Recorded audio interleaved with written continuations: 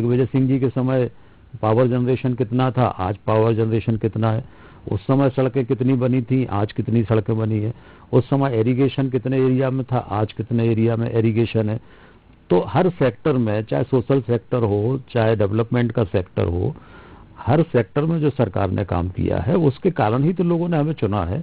अगर हमने नहीं किया, और अभी भी इस चुनाव में भी कोई बड़ा अंतर तो था नहीं, 109 भारतीय जनता पार्टी थी, 114 थे। लेकिन यहाँ तो वो कहते हैं कि शिवराज जी ने ढील देके पतंग काटी है, पहले ढील दी कि कर लो, देखो तुम लोग जो कर सकते हो कर लो, फिर तो दरी खिसकाई नीचे से।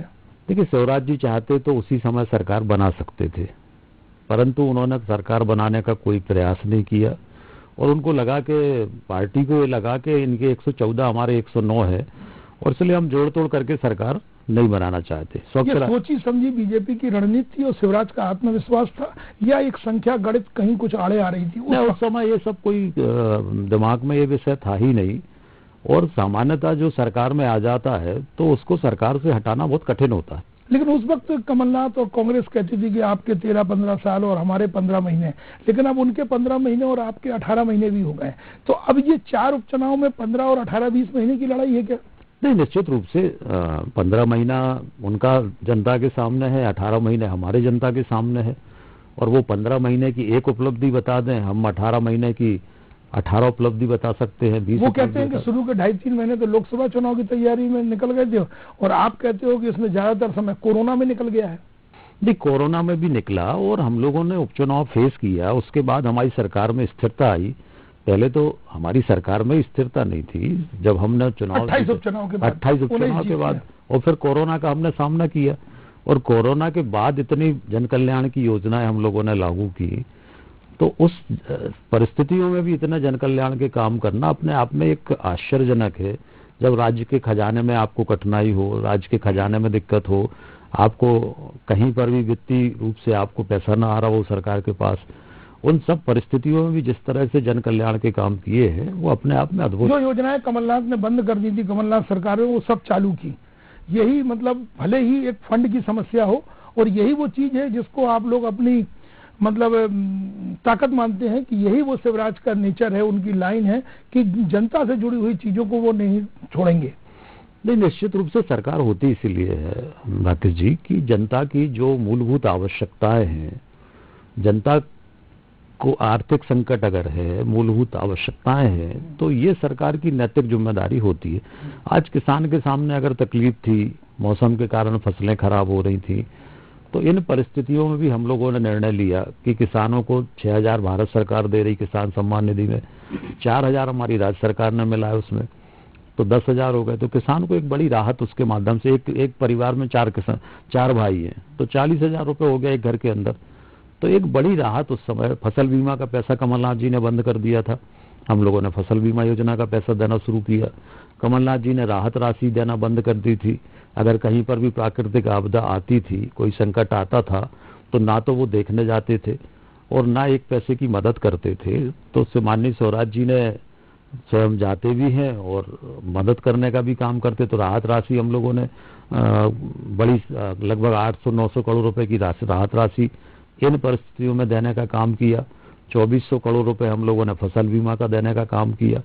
तो ये 0% ब्याज पर खाद बीज हम लोगों ने देने का काम किया। तो जो चीजें कमलनाथ जी ने बंद कर दी थी, जबकि उस समय जबकि कोरोना नहीं था, उस समय कोई वित्तीय संकट नहीं था, कोई वित्तीय कठिनाई नहीं थी।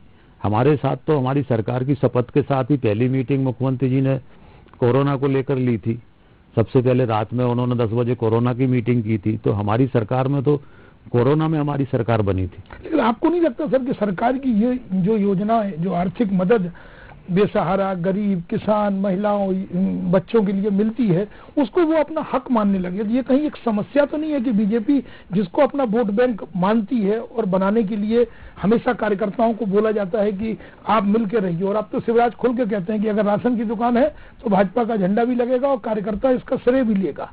तो ये जाम जनता का जिसके हितग्राही है वो उसका हक तो नहीं मान बैठे हैं, और यहाँ पर भाजपा की कोई चिंता तो नहीं बढ़ती है? नहीं, कोई चिंता का विषय नहीं है राकेश जी। जनता का हक मानना बिल्कुल जायज है, क्योंकि जो हमारे प्रदेश में गरीब जनता, गरीब जनता है, पहले हमें उसकी मूलभूत आवश्यकताओं पर ध्यान देना पड़ेगा। उसके रहने के लिए घर हो, उसके घर में बिजली हो, उसके घर में पीने का पानी हो, उसके घर में राशन हो, तब तो वो आगे बढ़ पाएगा। अगर हम एक गरीब परिवार की ये जो मूलभूत आवश्यकताएं हैं अगर हम नहीं करेंगे तो वो कभी बराबरी पे आ ही नहीं सकता। यही हक उसको दिया जा रहा है सरकार द्वारा। बिल्कुल। इसमें कोई कंप्रोमाइज नहीं, इसमें कोई समझौता नहीं होगा, जो हक है वो मिलेगा।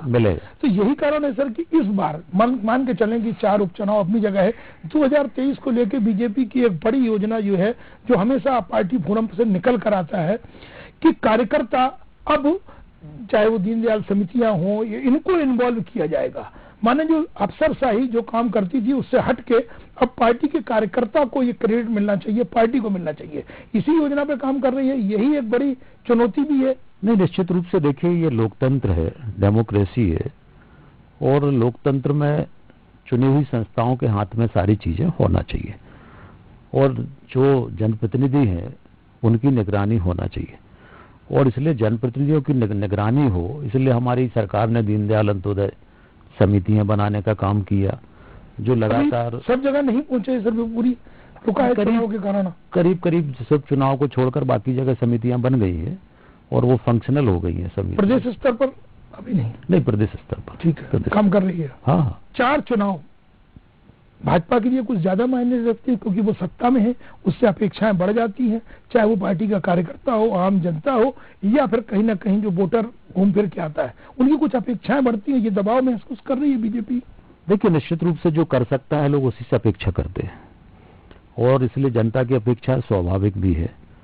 परंतु अगर आप देखें तो जो काम हम कर रहे हैं उस काम से लोगों को विश्वास है और उस विश्वास के आधार पर लोग अपेक्षाएं करते हैं और उन अपेक्षाओं की पूर्ति हमारी सरकार बहुत अच्छे से कर रही है और इसलिए लोगों को लगता है कि ये जो सरकार है ये हमारी अपेक्षाओं की पूर्ति कर सकती है। विकास अपनी जगह है सर, लेकिन आजकल आदिवासी एक बड़ा मुद्दा, फिर पिछड़ा, फिर दलित, ये सब क्या है सर? ये जातीय समीकरण दुरुस्त करने की मजबूरी है या ये बहुत बड़ी आवश्यकता है? अगर आप चुनाव जीतना है तो सिर्फ विकास से काम नहीं चलेगा, जातिगत समीकरण आपको दुरुस्त करना पड़ेगा, जिसको सोशल इंजीनियरिंग कहते हैं।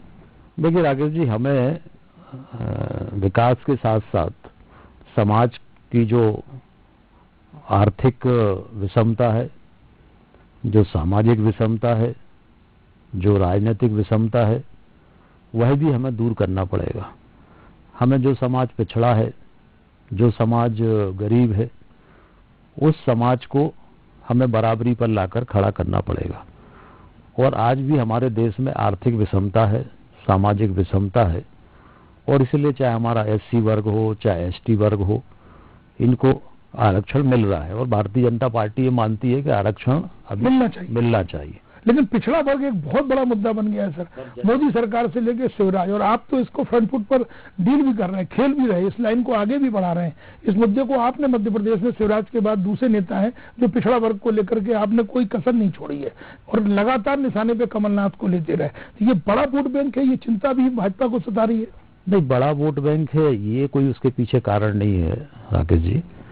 मूल कारण ये है कि मध्य प्रदेश में 52% और देश में भी वही स्थिति है। 52% पॉपुलेशन जो हमारे यहाँ है वो ओबीसी में है, जो ओबीसी वर्ग है उसके अंतर्गत है, और 52% के लिए जो रिजर्वेशन है वो 14% है। तो ये अन्याय है और इसलिए जो पिछड़ा है सरकार मान रही है कि पिछड़ा है, और पिछड़ा अगर है तो उसको आरक्षण का लाभ मिलना चाहिए। और इसलिए हम इस बात को मानते हैं कि ओबीसी को 27% आरक्षण मिलना चाहिए। हमने सामान्य वर्ग को हमारी सरकार ने 10% आरक्षण दिया है, तो ओबीसी को 52% पॉपुलेशन होने के बाद मात्र 14% उनको आरक्षण मिल रहा है। मामला न्यायालय में और काफी वाद विवाद भी है, मिलेगा कब तक? नहीं, हम लोग पूरी तरह से, हमारी सरकार इसके लिए प्रतिबद्ध है, माननीय मुख्यमंत्री जी प्रतिबद्ध है और इसीलिए माननीय मुख्यमंत्री जी ने पिछड़ा वर्ग कल्याण आयोग का गठन किया है जो आर्थिक, सामाजिक, राजनीतिक रूप से सारा अध्ययन करेगा और वास्तविक स्थिति जो है हमारे पिछड़ा वर्ग की वो पूरा तथ्यों, तर्कों के साथ, प्रमाणों के साथ प्रस्तुत करेगा और उस आधार पर हम न्यायालय के सामने इस पक्ष को पूरी ताकत के साथ रखेंगे कि ये स्थिति आर्थिक सामाजिक रूप से है और इसलिए पिछड़ा वर्ग को 27% आरक्षण मिलना चाहिए। और मैं माननीय मुख्यमंत्री जी का इस बात के लिए धन्यवाद करूंगा कि अभी जो जबलपुर हाईकोर्ट में मामला है, उस मामले में कुल 3 एग्जाम के ऊपर हाईकोर्ट ने स्टे किया था, बाकी पर स्टे नहीं था। और इसलिए हम लोग बाकी रास्ता निकाल के और जिन पे स्टे नहीं है उन पे हम 27% आरक्षण दें, ये हम लोग कर रहे हैं। और जब कोर्ट का मामला आएगा तब आगे देखेंगे उसको। ये तो हुई सोशल इंजीनियरिंग सर, और संजीदा है भाजपा भी, आप भी और आपके नेता शिवराज सिंह चौहान। लेकिन बात आती है सर पार्टी कार्यकर्ता की, किसानों को लेकर के और कर्मचारियों को लेकर सौगात, चिंता, योजनाएं, ज्यादा बड़ी चुनौती कहाँ है सर? किसानों का भरोसा बरकरार रखना, जो पूरे देश की अपेक्षा यहाँ पर कम से कम बीजेपी के साथ खड़ा नजर आता है, कोई आंदोलन नहीं, या वो कर्मचारी जो चुनाव के समय अचानक उनकी समस्याओं को दूर करने की कोशिश, या वो पार्टी का कार्यकर्ता जो लगातार बदलती बीजेपी से तो उसकी अपेक्षाएं कुछ बढ़ गई हैं। अगर इन 3 की बात करें तो भाजपा के सामने या प्रबंधन के मोर्चे पर चुनौती कहाँ है? देखिए, सभी की अपनी अपनी समस्या है। किसान हमारे देश में, प्रदेश में 60 से 70% आबादी किसानों की है जो कृषि पर आधारित है, और इसलिए किसान आगे नहीं बढ़ेगा तो देश आगे नहीं बढ़ेगा, किसान आगे बढ़ेगा तो देश आगे बढ़ेगा। तो हम किसानों की भी चिंता कर रहे हैं, उनके लिए भी सरकार से जो जो लाभ हो सकते हैं, जो जो चीजें हो सकती हैं, चाहे वो MSP बढ़ाने का मामला हो, चाहे बाकी मामले हो, वो करने का काम हमारी सरकार कर रही है, राष्ट्रीय स्तर पर, प्रांतीय स्तर पर। कर्मचारी हमारा रात दिन मेहनत करता है, काम करता है, और इसलिए कर्मचारियों को भी जो उनका TA DA है, ये बढ़ोतरी होती रहती है, फिर ऐलान कर दिया है, बढ़ोतरी का फिर ऐलान किया है। एक बड़ा निर्णय माननीय मुख्यमंत्री जी ने लिया है। और इन परिस्थितियों में जब हम कोरोना का सामना कर रहे हैं, ये भी कोरोना सर, कर्मचारी, किसान, कोरोना और फिर कार्यकर्ता, कोरोना जो एक बड़ी चुनौती थी, और वही आपकी जो सेवाएं हैं जो आपने किया है, क्या वो ताकत में तब्दील होगी? वो वोट बैंक में इजाफा करेगी, ईमानदारी से सोचने को मजबूर करेगी, या फिर सबकी अपेक्षाएं पूरी नहीं होती है तो कहीं ना कहीं एक कमजोर कड़ी तो साबित नहीं होगा ये कोरोना काल इन 4 चुनाव के बीच में? देखिए, कोरोना काल की अगर हम बात करें तो कोरोना काल में जो माननीय प्रधानमंत्री जी ने और माननीय मुख्यमंत्री जी ने जो काम देश और मध्य प्रदेश में किया है, वो अपने आप में अद्भुत है। 100 करोड़ टीके लग गए। और आज जब हम यहाँ पर बैठे हैं तो हमारे देश के अंदर 100 करोड़ लोगों को सुरक्षा कवच टीके के रूप में दिया गया है। अब ये कोई सामान्य लक्ष्य नहीं था। और दूसरा हम देखें तो हमारे देश के वैज्ञानिकों ने, जिनके लगातार मोदी जी खुद जाते थे, उनकी लैब में जाते थे, उनको प्रोत्साहित करते थे, और हमारे देश ने स्वयं अपनी आत्मनिर्भर भारत की जो हमारी संकल्पना है, उसके अंतर्गत हमारे देश ने स्वयं माननीय प्रधानमंत्री जी के नेतृत्व में, वैज्ञानिकों ने, मैं उनको बधाई देता हूं, और वैज्ञानिकों ने मिलकर सरकार के नेतृत्व में वैक्सीन तैयार की। और इससे बड़ी बात यह है कि माननीय मोदी जी ने 35,000 करोड़ रुपए वैक्सीनेशन के लिए पूरा पैसा भारत सरकार से दिया। चाहे छोटा हो चाहे बड़ा हो, कोई भी हो, सभी को निःशुल्क वैक्सीन की व्यवस्था हमारी सरकार ने की है। लेकिन सर एक बीच में ये आया था कि जो परिवार इस हादसे से गुजरा है उसको राहत राशि कई राज्यों में सुनने को मिल रहा है।